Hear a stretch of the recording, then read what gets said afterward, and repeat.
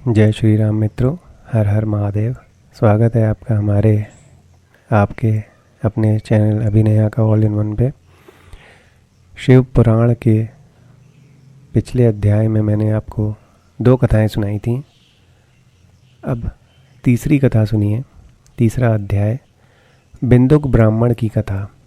श्री सूत जी बोले, शौनक सुनो, मैं तुम्हारे सामने एक अन्य गोपनीय कथा का वर्णन करूंगा, क्योंकि तुम शिव भक्तों में अग्रगण्य व वेद वेत्ताओं में सर्वश्रेष्ठ हो। समुद्र के निकटवर्ती प्रदेश में वाशकल नामक गांव है, जहां वैदिक धर्म से विमुख महापापी मनुष्य रहते हैं। वे सभी दुष्ट हैं एवं उनका मन दूषित विषय भोगों में ही लगा रहता है। वे देवताओं एवं भाग्य पर विश्वास नहीं करते। वे सभी कुटिल वृत्ति वाले हैं, किसानी करते हैं और विभिन्न प्रकार के अस्त्र शस्त्र रखते हैं। वे व्यभिचारी हैं। वे इस बात से पूर्णतः अनजान है कि ज्ञान, वैराग्य तथा सद्धर्म ही मनुष्य के लिए परम पुरुषार्थ हैं। वे सभी पशु बुद्धि हैं। अन्य समुदाय के लोग भी उन्हीं की तरह बुरे विचार रखने वाले धर्म से विमुख हैं। वे नित्य कुकर्म में लगे रहते हैं एवं सदा विषय भोगों में ही डूबे रहते हैं। वहाँ की स्त्रियां भी बुरे स्वभाव की, स्वेच्छाचारिणी, पाप में डूबी, कुटिल सोच वाली और व्यभिचारिणी हैं। वे सभी सद्व्यवहार तथा सदाचार से सर्वथा शून्य है। वहाँ सिर्फ दुष्टों का निवास है। वाशकल नामक गांव में बिंदुक नाम का एक ब्राह्मण रहता था। वो अधर्मी, दुरात्मा और महापापी था। उसकी स्त्री बहुत सुंदर थी, जिसका नाम चंचुला था। वह उसका सदा उत्तम धर्म का पालन करती थी, परंतु बिंदुक वैश्यागामी था। इस तरह कुकर्म करते हुए बहुत समय व्यतीत हो गया।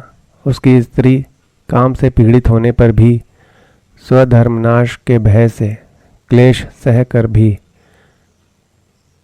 काफ़ी समय तक धर्म भ्रष्ट नहीं हुई, परंतु आगे चलकर वह भी अपने दुराचारी पति के आचरण से प्रभावित होकर दुराचारिणी और अपने धर्म से विमुख हो गई। इस तरह दुराचार में डूबे हुए उन पति पत्नी का बहुत सा समय व्यर्थ बीत गया। वैश्यागामी, दूषित बुद्धि वाला वह दुष्ट ब्राह्मण बिंदुक समय अनुसार मृत्यु को प्राप्त हो नरक में चला गया। बहुत दिनों तक नरक के दुखों को भोग कर वह मूढ़ बुद्धि पापी विंध्य पर्वत पर भयंकर पिशाच हुआ। इधर उस दुराचारी बिंदुक के मर जाने पर वह चंचुला नामक स्त्री बहुत समय तक पुत्रों के साथ अपने घर में रहती रही। पति की मृत्यु के बाद वो भी अपने धर्म से गिरकर पर पुरुषों का संग करने लगी थी। सतियां विपत्ति में भी अपने धर्म का पालन करना नहीं छोड़ती।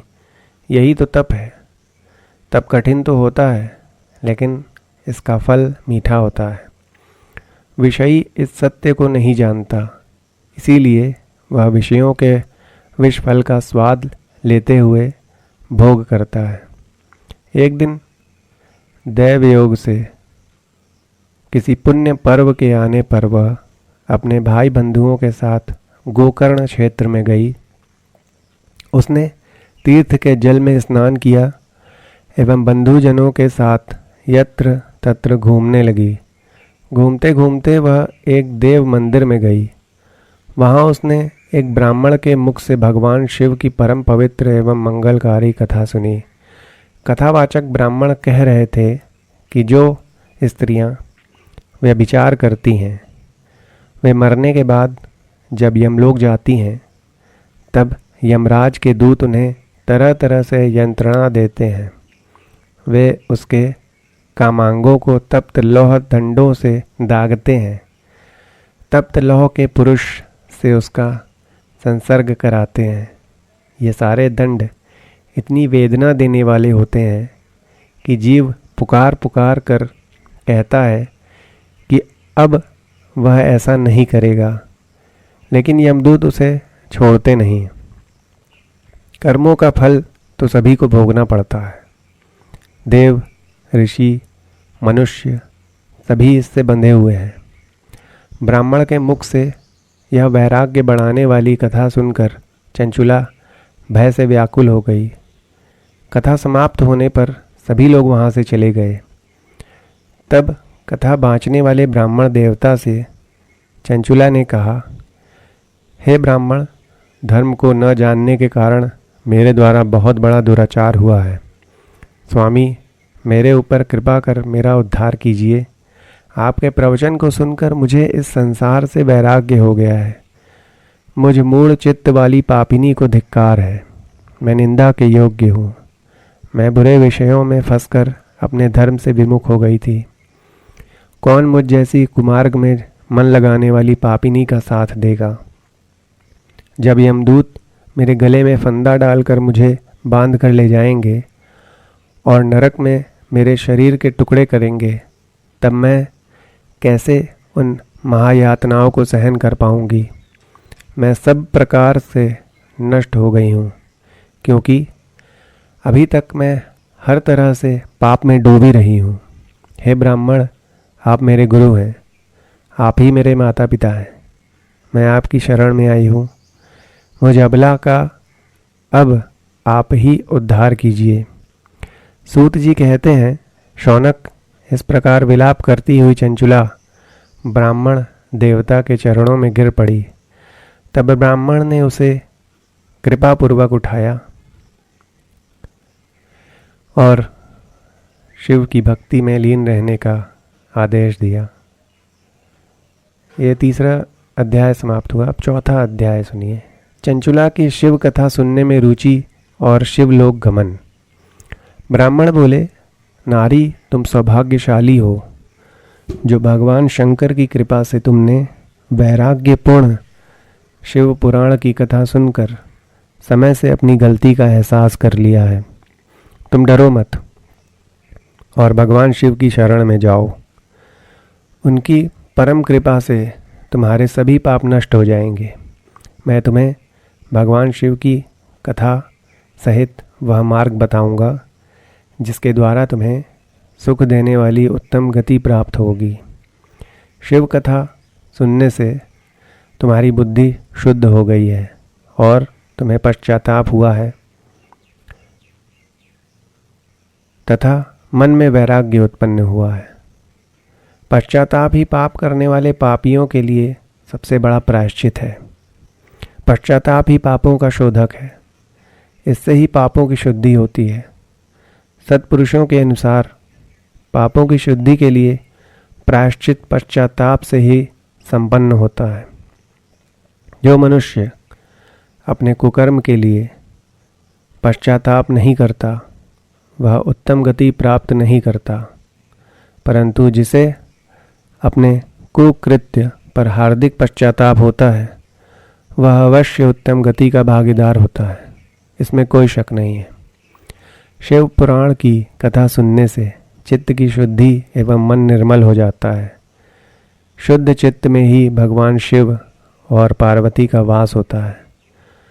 वह शुद्ध आत्मा पुरुष सदाशिव के पद को प्राप्त होता है।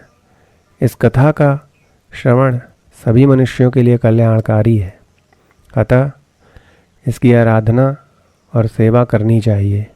ये कथा भव बंधन रूपी रोग का नाश करने वाली है। भगवान शिव की कथा सुनकर हृदय में उसका मनन करना चाहिए। इससे चित्त की शुद्धि होती है।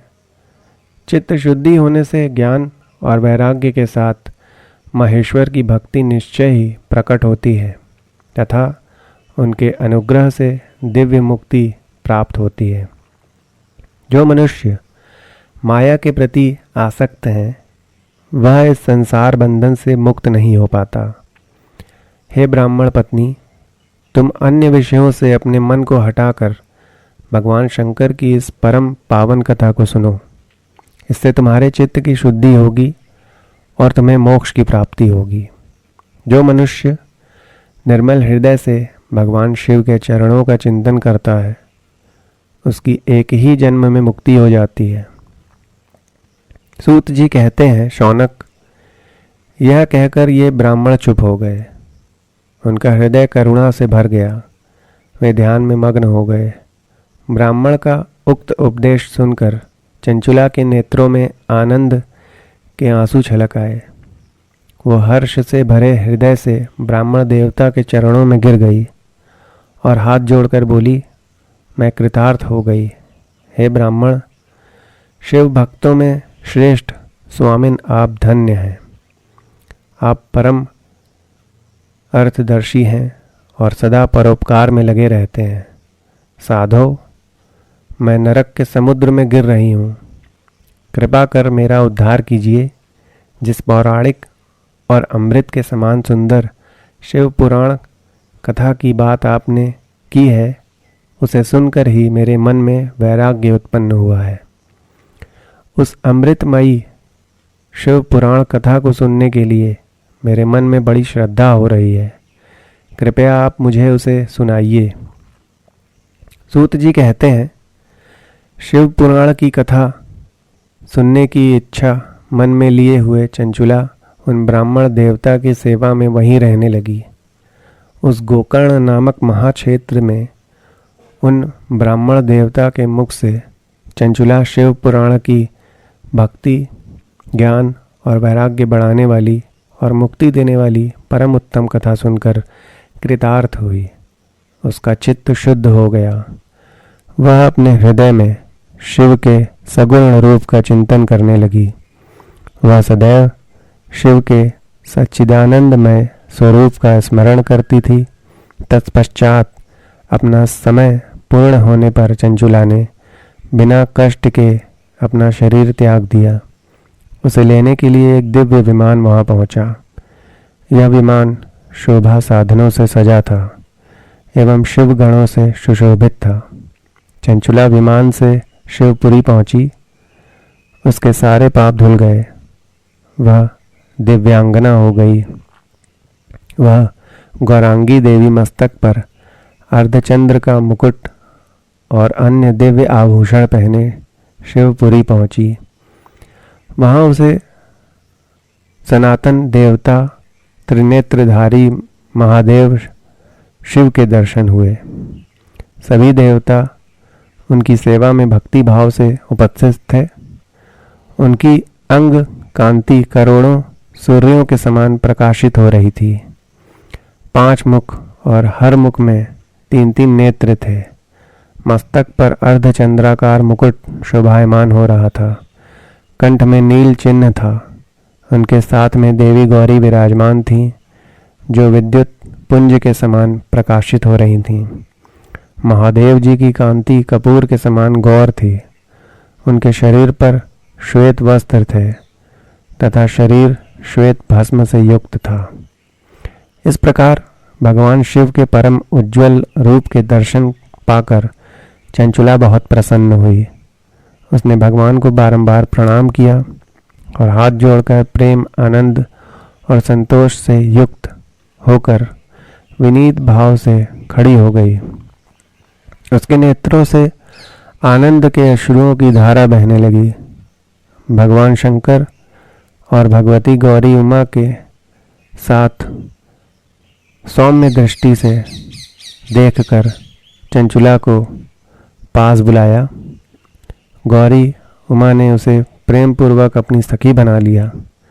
चंचुला सुखपूर्वक भगवान शिव के धाम में उमा देवी की सखी के रूप में निवास करने लगी।